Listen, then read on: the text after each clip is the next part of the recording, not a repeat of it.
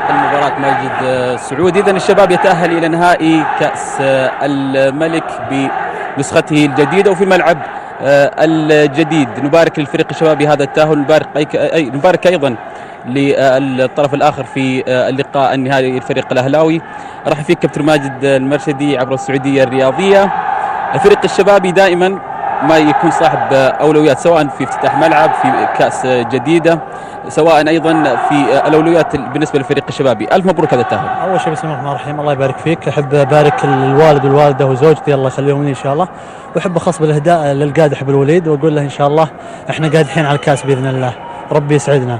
وبالنسبة للمباراة زي ما قلت أنت، يعني الحمد لله والشكر، يعني عاقدين العزم.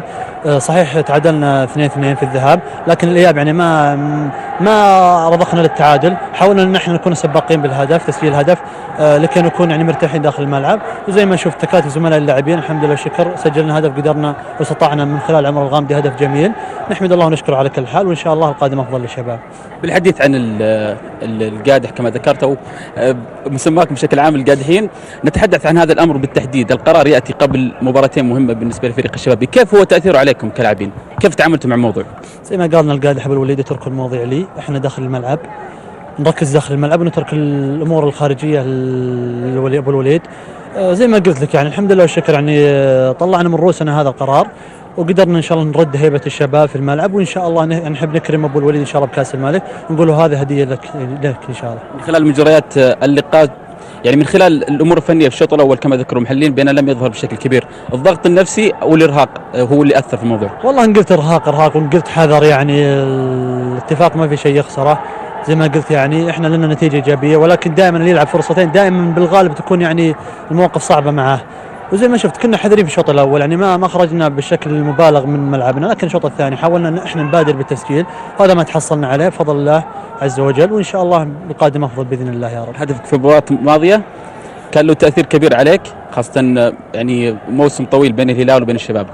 والله زي ما قلت لك انا سجلت في الهلال وسجلت في الشباب، وان شاء الله راح اسجل باذن الله، وربي يكرمنا بكاس الملك واسجل فيه ان شاء الله يا رب. شكرا لك. الله يعطيك العافيه. الله يعطيك العافيه. حديث ماجد عن ايضا الكابتن بدر السليطين نائب نادي الشباب.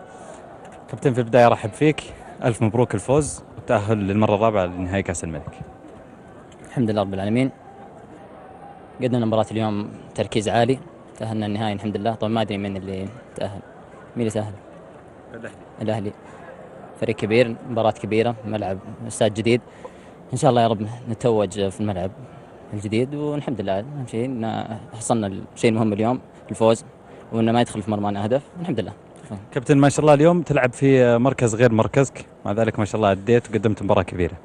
الحمد لله رب العالمين. مباراة اليوم بس، مباراة اللي راحت الذهاب جبنا القفلة على قولتهم، بس الحمد لله يعني خانة جديدة علي، جالس اتعلم فيها وجالس اسد فراغ عبد الله الاسد، طبعا لاعب كبير ومتعود، يعني خانته اصلا وخانة جديدة علي، يعني اطلب العذر. المباراة اللي راحت الجماهير يمكن صارت فيها اخطاء تركيز شوي، ما كانت يعني اخطاء فنية، لكن اخطاء تركيز.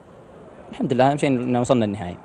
كابتن تنتظركم في الاسبوعين القادمين 3 مواجهات امام قطبي جدة، الاتحاد والاهلي. طبعا ضغط مباريات، احنا متعودين يمكن الفترة الأخيرة كلها هذه فترة حصاد، طبيعي بيكون في ضغط مباريات، متوقعين هذا الشيء، ان شاء الله ناخذها خطوة، ما نبغى نستعجل. العافية. حبيبي. شكرا للكابتن بدر السليطين لاعب نادي الشباب وزميل